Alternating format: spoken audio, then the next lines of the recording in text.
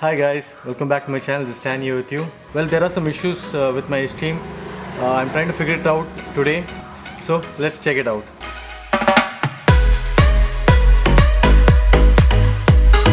So I hope you guys remember the vlog where I compared the duplicate ORVM versus the OEM ORVM. Those who haven't watched that vlog can watch it in the link above here. Now this duplicate ORVM, it lasted just one day. Just one day it lasted on this car, and see what happened to it. It broke again. It's so bad, it's just a pure waste of money. I paid 700 rupees for it and 500 rupees extra for painting it, so totally it came around 1300 rupees. And another disadvantage with it was when the car was moving, this mirror used to vibrate, so you couldn't see absolutely anything behind. It just keeps vibrating. So this duplicate ORVM which I purchased from Budmo is really very bad. Please don't waste your money. It's just like throwing your money in the drain. And the next issue is, after I start the car, it starts to jerk or hesitate as if it's finding it difficult to breathe like an asthma patient. So let me show you that.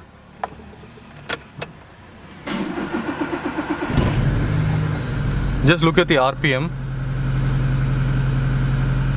It's fine now. Now once I accelerate,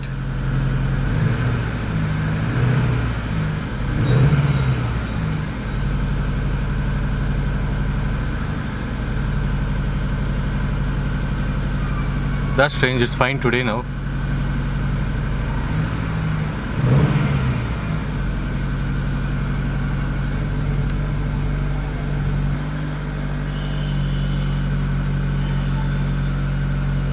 Okay, let the engine warm up and then we'll see if the issue goes or not.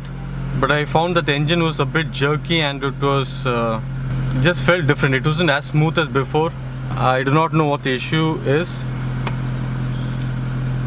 but let's warm it and check it out.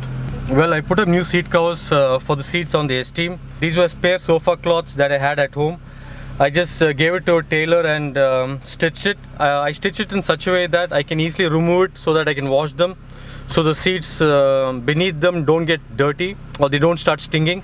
Okay, the temperature has come to normal. Let's rev and see. So that's strange, the engine feels fine right now. There's no jerky movement. Well, the engine feels normal, there's no issue with it right now. Since it's normal, I'm not going to take it to the mechanic or check it out. So this is the diesel fuel filter for the Werner. I'm planning to do a DIY video on how to replace this in 2 to 3 days time, but I don't have the wrench for it, so I need to go purchase that today. Since I'm going on the way to fix the mirrors and buy the wrench, I thought I'll give my clock and watches for repairing as well. Well, I'll repair the clock, but for the watches I thought I'll just remove the batteries since I'm not using these watches. So I'll remove the batteries from all of them so that they don't get ruined. Now this is an Armani watch on the right, and that's a Casio watch. And this is a Tissot watch. It's a sports watch.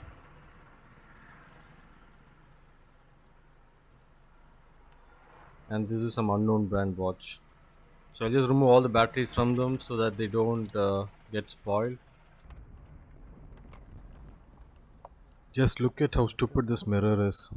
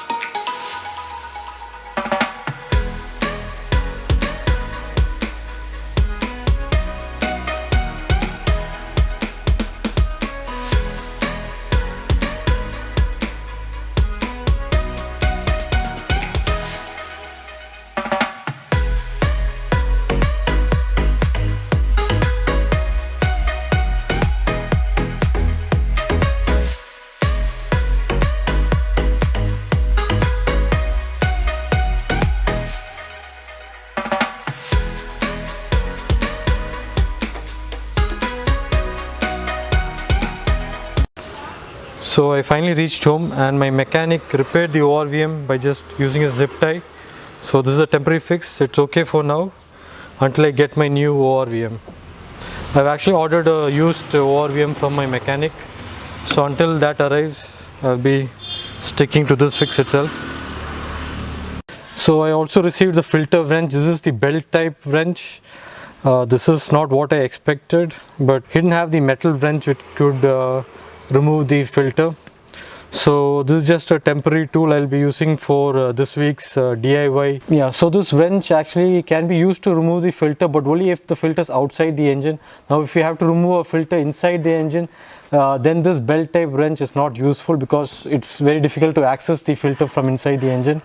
Thankfully the diesel filter of the fluidic burner has to be removed along with the housing. So in such a case you can unscrew the filter while taking it out of the engine.